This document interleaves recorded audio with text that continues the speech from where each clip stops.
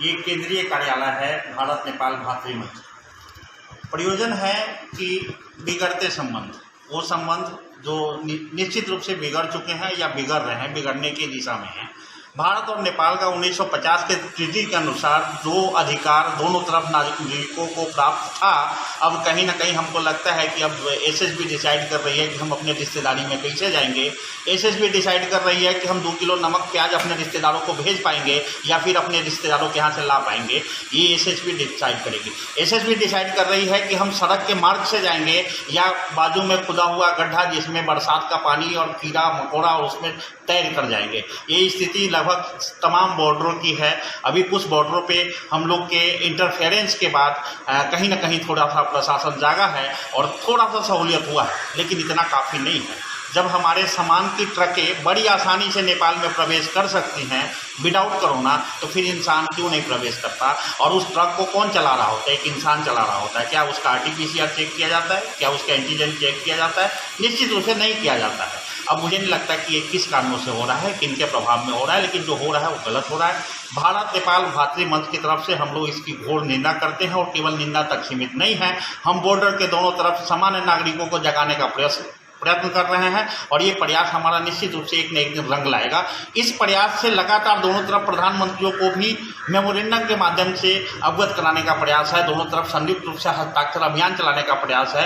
हम एक उदाहरण देना चाहते हैं भीठा मोड़ बॉर्डर का, जहाँ पे अभी हम लोग के प्रयास से और वहाँ के व्यापारिक संघ के प्रयास से आना जाना तो सुगम हुआ है, लेकिन अभी भी ऐसा लगता है चेहरा देख कर जाने दिया जा रहा है और चेहरा देख कर आने दिया जा रहा है, क्योंकि समान नागरिक तो एंटीजन का रिपोर्ट और RT-PCR रिपोर्ट अगर नहीं रखता है तो वो अभी भी तैर कर जीवन अपने हाथों में लेकर कीड़ा मकोड़ा के बीच से कीड़ा मकोड़ा की ज़िंदगी जीते हुए भारत से नेपाल और नेपाल से भारत में प्रवेश कर रहे हैं। और इसी उद्देश्य से भारत नेपाल भातृ मंच का गठन हुआ है। उधर से नेपाल भारत मातृ मंच है।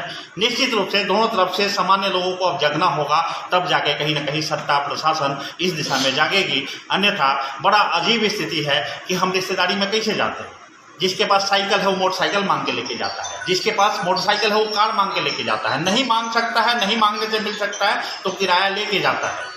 लेकिन अभी क्या हो रहा है, अपना ही नाती पोता जन्म ले और अपने ही रिश्तेदारों के यहाँ जाने के लिए ऊँट के खेत में से तैरते हुए जाना पड़ता है, छूटते हुए जाना पड़ता है। यह घोर निंदा का विषय है। धन्यवाद।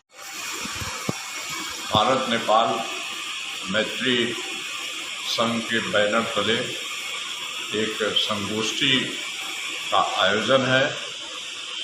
इसी के तहत हम सभी यहाँ बैठे हुए हैं। इस भारत नेपाल मैत्री संघ के राष्ट्रीय अध्यक्ष आदरणीय डॉक्टर नवल किशोर सिंह जी हैं, जिनके नेतृत्व में हम सभी भारत और नेपाल की सीमा पर जिस तरह की परिस्थिति पैदा हुई है या अंदर में जो हलचल है उस पर संगोष्ठित करके और उस वातावरण को सही करने के दृष्टिकोण से हम जागरूकता लाना चाहते हैं।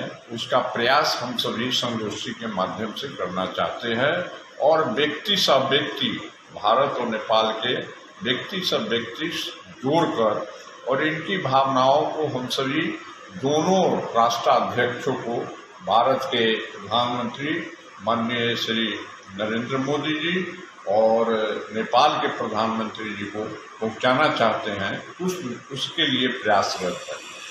आप जानते हैं कि पूरे विश्व में जो परिस्थिति पैदा हुई है, उस परिस्थिति में अभी अफगानिस्तान में जिस तरह की परिस्थिति पैदा हुई है, पिछले दिनों जिस तरह नेपाल में परिस्थिति पैदा हुई चीन के द्वारा, जिस तरह के वहाँ के प्रधानमंत्री नेपाल के ओली थे और ओली ने जो परिस्थिति वहाँ पैदा हुई, उससे भारत नेपाल के जो संबंध रहे हैं उस संबंध में कड़वाहट पैदा हुआ। उस कड़वाहट को कैसे समाप्त किया जाए, भारत और नेपाल का जो संबंध 1950 में जिस संवैधानिक व्यवस्था के संबंध में संबंध रहा है, वह संबंध पुनः रहे, इसके लिए हम लोग संगोष्ठी के माध्यम से व्यक्ति भारत नेपाल व्यक्ति सब व्यक्ति जुड़कर ये आगे बढ़ाना चाहते हैं। यह बात सब विदित है कि आज सीमा पर जिस तरह की परिस्थितियां पैदा हुई है, उधर से जो नेपाल में मधेसी है हमारे और इधर भारत के बॉर्डर में जो लोग रहते हैं, उन सभी का एक गहरा संबंध है और बेटी रोटी का संबंध है, और उस संबंध को कभी तोड़ा नहीं जा सकता है। कोई प्रशासनिक मामला से सत्ता के द्वारा तोड़ा नहीं जा सकता है। अगर उसमें कड़वाहट पैदा हुआ है तो उसको हमको ठीक करना है, और भारत नेपाल के जो संबंध रहे हैं उस संबंध पुनः बहाल हो, इसके लिए हम सभी प्रयासरत हैं।